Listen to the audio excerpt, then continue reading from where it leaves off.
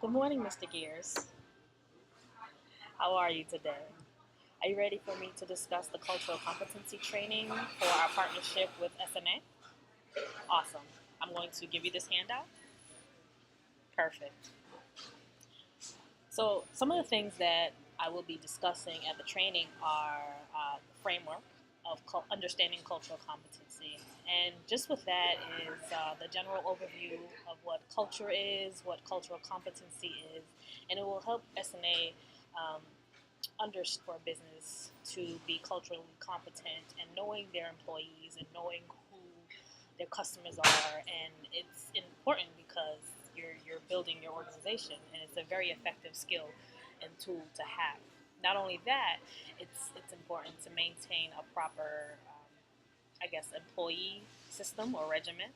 Um, so something else I would be talking about is promoting awareness of cultural competence.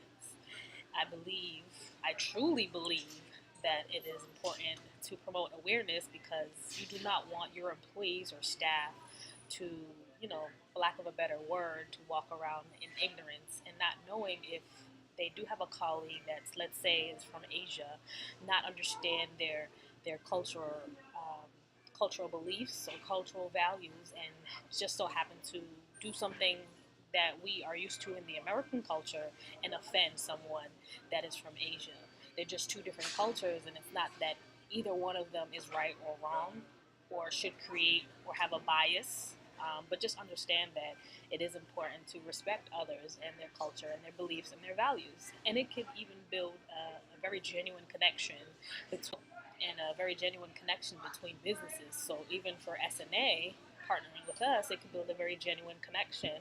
Um, if SNA understands that we just believe in cultural competence and learning about the individual and building up the individual and believing in the individual.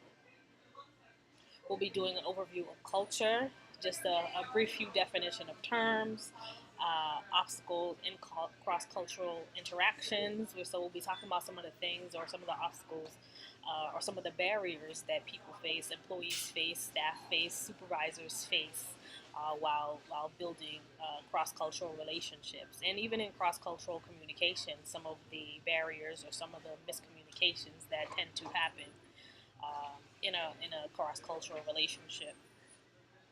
And at the end, we'll be doing a myth or fact or bias session, just to test people's cultural knowledge. And we'll be doing a pop quiz and self reflection debrief. Do you have any questions, Mr. Garrett? Thank you.